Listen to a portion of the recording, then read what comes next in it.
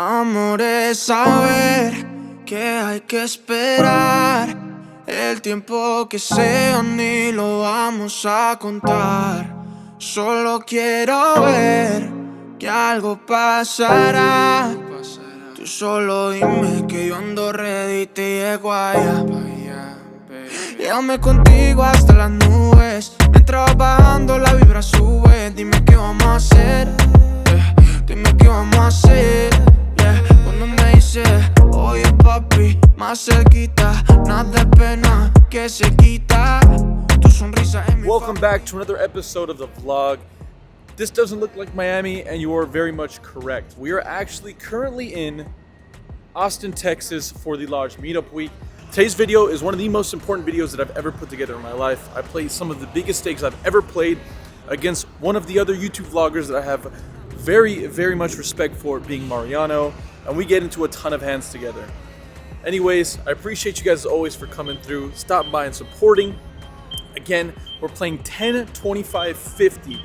I have my biggest win in my life, as well as I play for the high stakes of my life, all in the same video against one of the best poker vloggers that exist. I'll see you guys at the end of the episode, but let's get right into it. I don't want to spoil anymore. Jumping right into the mix here, we're playing four-handed as they called our name over. There was over 20 names on the list, but Mariano and myself and two other gentlemen are the only people to sit down with us. In this first hand, we looked down at ace-4 offsuit from what is the cutoff forward under the gun, depending on how you look at it. Folds all the way over to the big blind. I was trying to make it $60 because I thought we were playing 10-20, but no, I was quickly corrected and notified that it has to be an increment of 25, so my bet stands as $50. The gentleman in the big blind is the only one that makes the call, and we're off to a flop. The flop comes 5-4 deuce, checks over to me. I'm going to go ahead and c-bet pretty small here with my entire range. Definitely doing this for equity denial as well as the opportunity to build a pot if we do hit our gut shot. The gentleman decides to make the call, and we're off to the turn. The turn comes a 5 of clubs pairing the top card. Definitely our opponent can have some 5s in this range, but I'm not really all that worried about it until he decides to lead out for 175. That is pretty worrisome.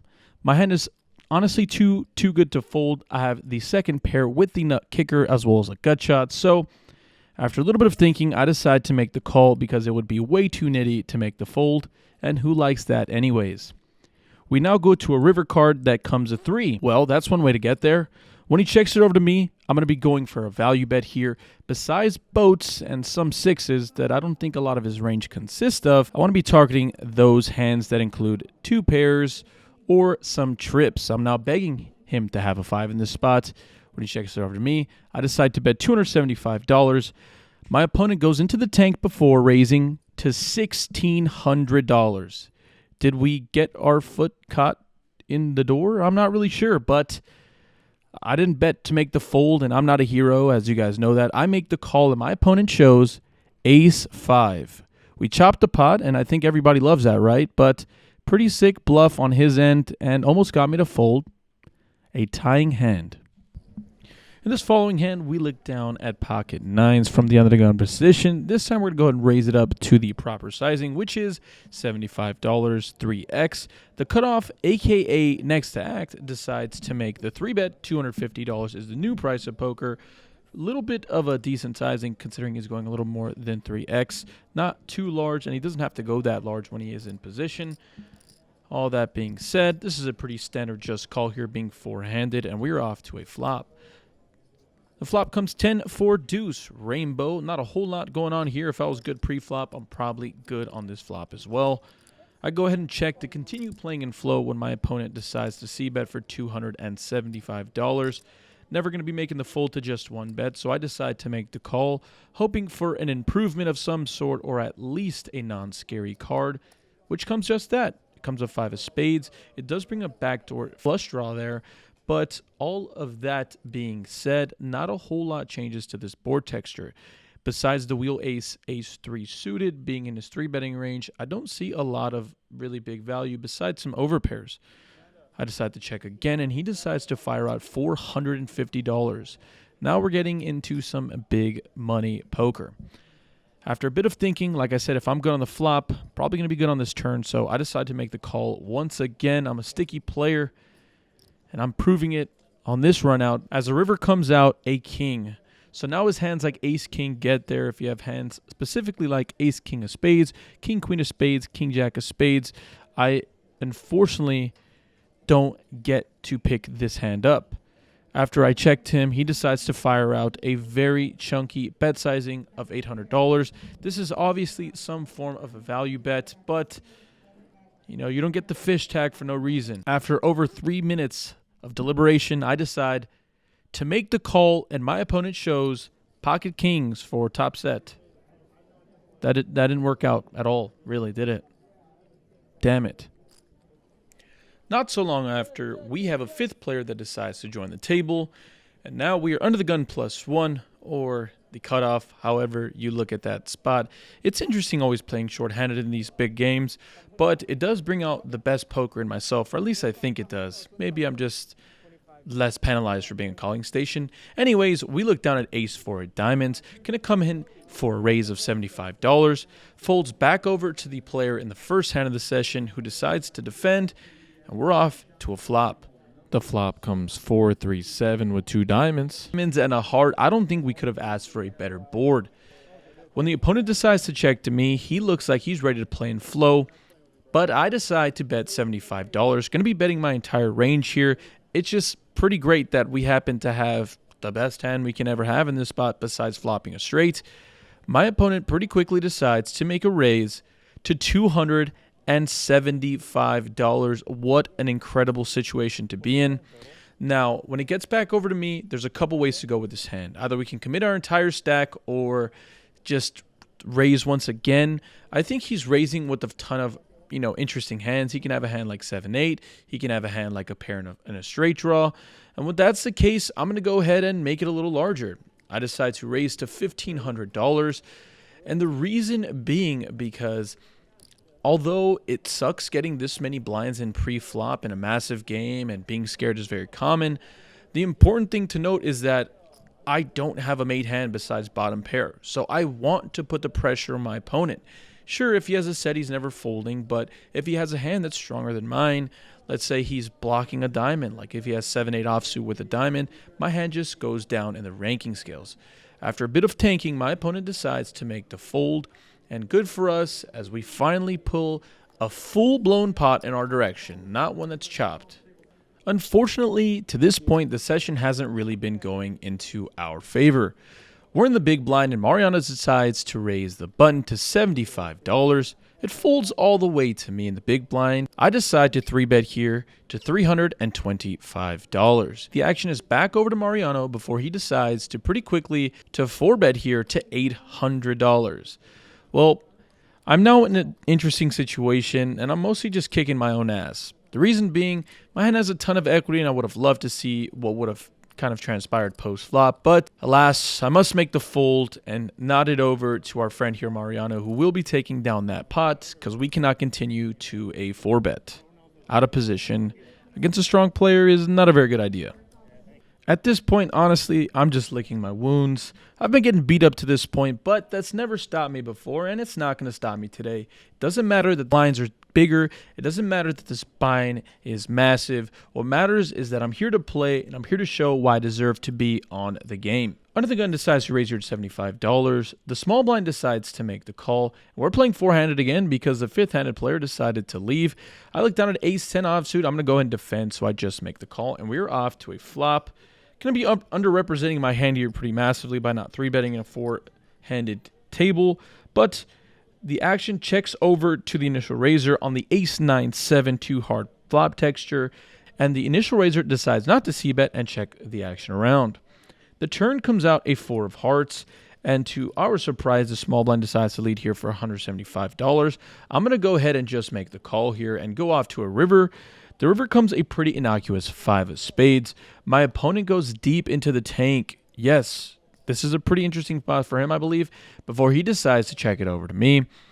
And not a whole lot of thinking going on in my head besides exactly what to bet. And I think my opponent obviously has a pretty weak holding. I don't want to polarize myself here because my hand is not that strong. So I want to be betting a pretty milky sizing. Something smaller that can get called by a hand as weak as second pair. we're trying to target hands like 10-9, Jack-9, Queen-9. So I decided to bet $125, and my opponent thinks about it for a brief moment before deciding on a fold. There we go, starting to get a little bit of my groove back, and happy to finally pull a pot in our direction, and I think I played that one as good as I possibly can. Quite a bit of time has passed since you guys have last heard from me, and the reason being is now we're six-handed, hands aren't flying as constantly as they are, but we look down at King 4 here from the cutoff. I'm going to be raising a little bit wider considering I believe that the players in the blind are strong, but I don't think they're going to be playing back a great deal, or at least not with a loose or crazy way. I decide to raise here to $75 with King 4 of hearts. The cutoff, who is a player that I'm trying to target in this hand, decides to make the call, and so does the big blind. The flop comes 9-5-3 rainbow. There is one heart out there. Checks over to me. I decide to bet $150. Only the button decides to make the call, and we're off to the turn. The turn comes a very good card for our range, as it is the ace of diamonds. This now improves definitely a ton of our holdings, as we now would be betting for value with a hand like ace king, ace queen, ace jack, ace 10, a ton of random wheel aces as well. So when the opponent looks at me, I look back at him and I notify him that $450 is the price of poker, sir. He looks at me before deciding to make the call, and there is going to need to be some swagger, mug jagger, something of the sort when we go off to the river, which comes a 6 of hearts. So interesting card from the simple fact that now we would improve to nothing, but we do have an important card, and that is the 4 of hearts. Although it'd be a little crazy, I would potentially have a straight in this situation, and if that's the case, I'm going to put my, you know what I'm saying, my cojones where my mouth is. Wait, that doesn't sound right. Anyways, we decide to bomb this river, $1,400 to go, and my opponent cannot have better than what I believe to be a second pair or a really weak top pair holding. No raising on any street, no playing back on any street, so I'm pretty confident that I can get him to fold the hand with a large bet. My range, I think, is pretty polarized, and moreover is definitely closer to the nuts. My opponent goes deep into the tank before eventually deciding on a fold, a massive pot being drug into our beautiful stack that is in desperate need of love. Let's go. Question for you guys, and that is, do you believe that momentum is a thing in poker? Like, if you're on a hot run of cards, or if you're just playing at your best, do you think that's something that carries over multiple hands or multiple sessions even? We look down at ace 9 of spades, and hopefully momentum is true, because I'm raising from the button, and I'm raising none other than Mariano's big blind. He's going to be defending at, I think, the proper frequencies, so I don't mind having a hand this strong in my button range when I decide to raise it. Like I said, he's a very strong player. He's going to be 3-betting from the big blind at the proper frequency, so this hand is even better when the flop comes out 9-9-8 rainbow. Checks it over to me. I think I hit this board texture way too strong to have a c-bet here, and I'd be checking back almost all of my ace highs, so I decide to check back as well. When the turn comes out, a pretty great card for us as well. The turn comes at 2 of diamonds. Doesn't change very much at all. I decide to bet $125, and Mariano pretty quickly decides to make the call. This does bring a backdoor flush draw, and I think that's important to note. When the river comes, a complete brick. It is a king of clubs. The flush does not come in when Mariano decides to check. I'm trying to think of a bet sizing that would look like a bluff. I think that I'd be targeting hands like king queen, king jack. With all those bet sizings, I decide to bet $650, and he pretty quickly folds. As you guys can see, I couldn't even get my bet out, and I do go for that polar sizing, and the reason being is because he either as a 9 doesn't believe me, or, you know, pretty much nothing, or some kind of busted draw that he's never calling with anyways. So maybe a smaller sizing would have been slightly more enticing, or at least maybe have caused him to raise, but it's really hard to tell. Although I've done quite a bit of studying in my life, and it's definitely benefited me in a ton of different spots. There is nothing more exciting in poker than getting old school, getting to the streets, and getting down and dirty. We look down at pocket 5s here. Under the gun decides to limp. I think it's actually a pretty decent spot to overlimp here, especially with the situation being that I don't think that the opposition will be going out of their way to isolate at the proper frequencies, but obviously I'm wrong. or at least I learned my lesson. When he gets over to the big blind, he decides to isolate to $150. Again, can never make the fold here, especially when the limper calls. So I decide to make the call. On top of all of that, I am in position, and that's a little more enticing. And it's even more interesting when the flop comes 10-3-3 rainbow. The big blind leaves for $100. The limper decides to call, and when it's on me, this is a little bit of that gangster poker I was talking about. Maybe I'm raising to see where I'm at, or maybe I can just get hand with equities to fold, and that's exactly what I do. I decide to raise here to $300. The limper is just not going to be strong in this instance, and if he is, then, you know, glory be to you, buddy. I end up raising to $300, and only the big blind decides to make the call. The limper gets out of the way. Again, the call doesn't bring a bunch of alarm bells in my head, or at least not at the moment.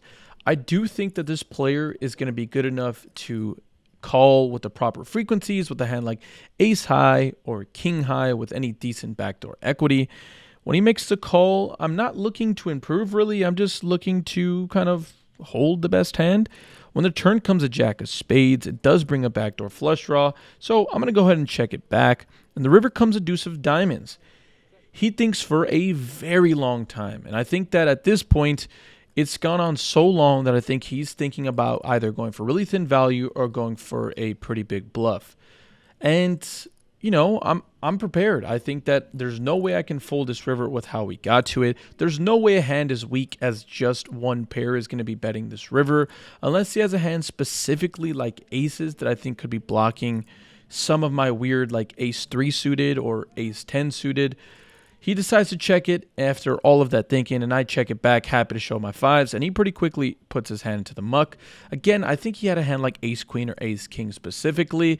Obviously, that was the case because our pair took it down, and man, I'm feeling great. We're finally playing some decent poker and picking our times accordingly. If you guys are enjoying the videos, it would mean the world to me if you guys can drop a like down below. It'll continue to help our community grow, and it'll help this video get to a larger audience. I appreciate you guys as always.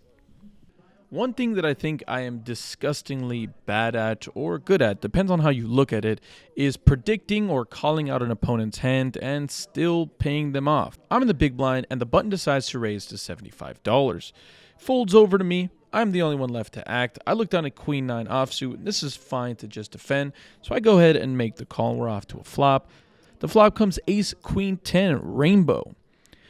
I decide to check it over to the opposition, who decides to bet out $50. I'm assuming he's going to be betting his entire range on this board texture. And again, my hand is just far too strong to fold at this point, so I decide to make the call. And we're off to a turn card. The turn comes over the 3. This changes nothing to the board dynamics. Only a flush draw on the backside is coming in here. When I decide to check it over to him, he decides to bet $100, again sticking to that really small sizing. At this point, I'm going back and forth on what I want to do here, but I decide it's probably just better to make the call. I don't want to get barreled off at such a cheap price, and if I hit my card, it might be good, or at least give me a spot where I can get some pretty nice value from a pretty sticky ace. The river comes an ace, so this is super, mind-bending in some format. I now improve to the simple fact that I have 2 pair, and my kicker gets a little better. When I decide to check it over my opponent, he decides to not stop betting. He bets $225. Almost instantly, I was thinking in my head that he has king-queen, and he's going 3 streets very thin with a hand specifically like king-queen. But that's never been the best side of me, which is finding a fold. And I don't get past my better judgment and decide to pretty quickly make a call. My opponent flips over king-queen, so at least I was right about something. Unfortunately, I was right in the wrong way by calling, but I just had to see it. I wanted to see if my reads were on today. Like I said earlier in the session, I just happened to catch myself in a ton of hands against specifically Mariano. And it's not on purpose and it's not on accident. It's just how the cards turn out. We are friends away from the table, but when you're on the table, we're here to play as good of poker as we can. And for money, we're here to make money. Anyways, I looked down at pocket fives, and we are in the straddle game. So it is 10, 25, 50, and it'll pretty much be that for the rest of the video as far as I'm concerned. I decide to raise to $150. Mariano is deep in his phone before he decides to 3-bet us. He decides to make it $500, to go. Folds back over to me. I don't think I can be folding in this spot. Considering we are both 250 big blinds plus effective, set mining will be very profitable, and the implied odds are definitely there. Flop comes ace 10-6. Mariano decides to down bet to $300, and I'm going to go ahead and make the call here. There are 3 overs to my cards, but if he doesn't have a hand like specifically ace X, he's going to have a ton of draws here, at least a hand that I can possibly bluff. When the turn comes out a 10, it does pair the board now. Mariano decides to make the check. The river comes a jack. There's about $1,600 in the pot at this point. I believe that if he decided to check back the turn, he has some form of showdown value, and it's about time that we go big or we go home. I decide to bet $2,000. And look, this is an interesting card because 2 things happen that I think improve his value range. If he has a hand specifically like king, queen, or pocket jacks, he does improve on this river. He'd either have Broadway or have rivered a boat.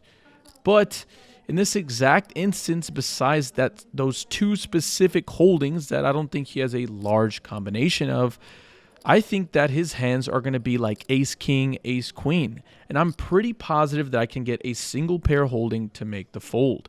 So I want to go polar here. I want to be representing a hand like jack 10, a hand like pocket 6s. I can definitely have those hands in my range.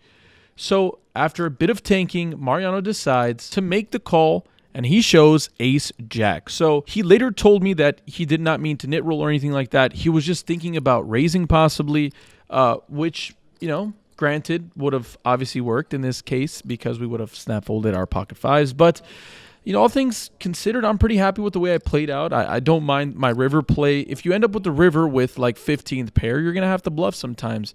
And today was that time. Unfortunately, it was against a really strong player that wasn't apt to folding. By this point in the session, I'm going to be honest with you guys. Although I've taken a bit of my fair licks, I don't feel like my confidence has been shaken. I belong here. I've studied to be at this point, and or I have been a calling station long enough to get to this point when the straddle is on and the button decides to raise to $150. I'm here in the big blind and I look down at jack 10 offsuit and I decide to defend with this hand. I am out of position, which is never fun, but I'm getting a little bit of an understanding of the player tendencies. And what I mean by that will be shown very soon. I decide to check the board texture that comes 7-4-3 with 2 clubs, and my opponent decides to bet a walloping $250 bet. A very large bet sizing, but there's a little bit of method to my madness. He's been betting very large on board textures that are, you know, fairly dry and giving up or at least never been tested or tampered with. So when I decide to float here with just jack high and a backdoor non-nut flush draw, I decide to lead out a turn that comes a deuce of diamonds for $700.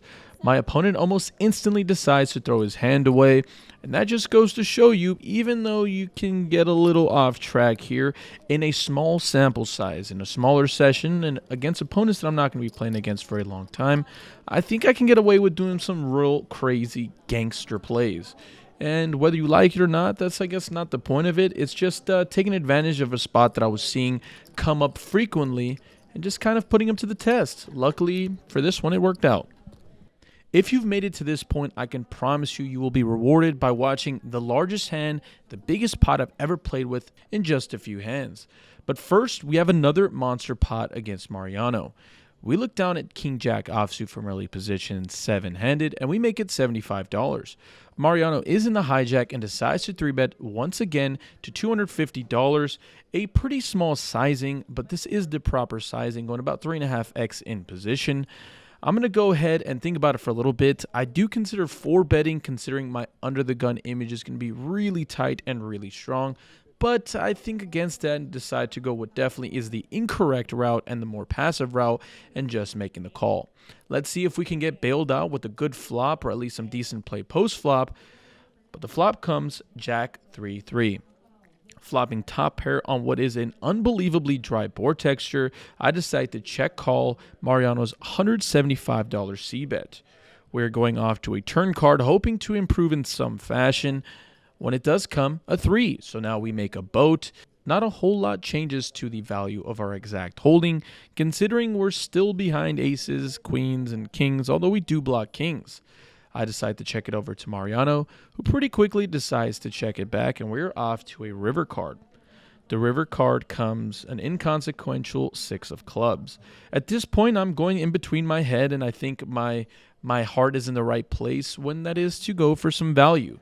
I don't think he checks back that turn's very worried about anything besides jacks, I guess, if he is slow playing a pretty big holding. But in reality, I'm charting hands like 8s, 9s, and 10s here, and even ace high sometimes can make a call on certain bet sizes.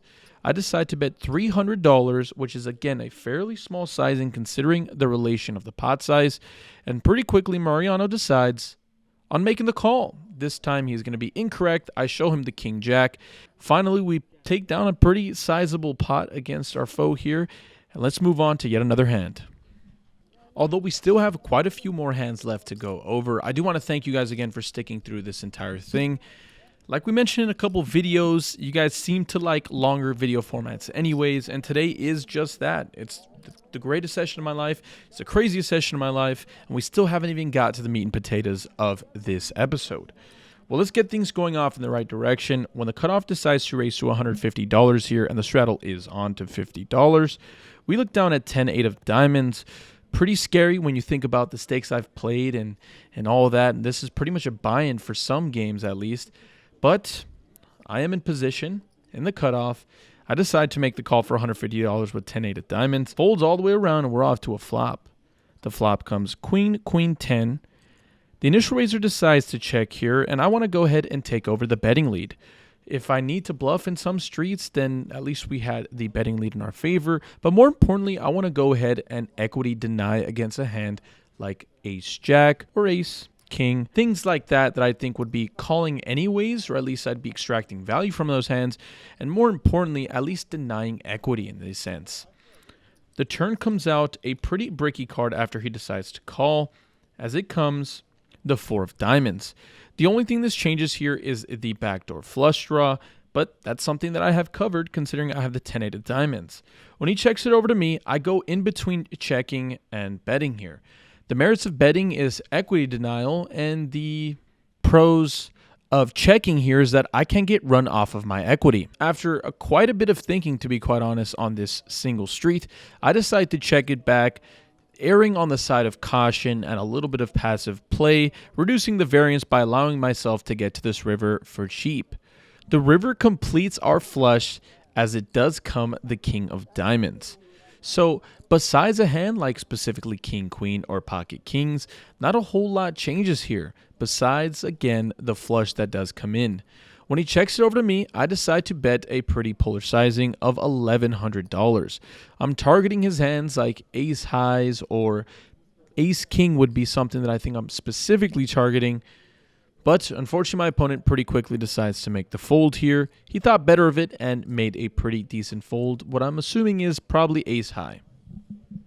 This next hand does need a little bit of backstory, so bear with me, buckle up as I try to explain the best I can a little bit of the backstory.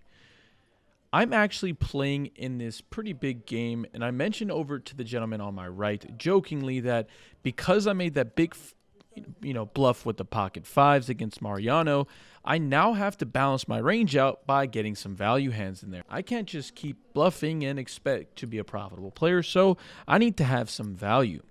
Anyways, we look down at ace 5 suited here from under the straddle.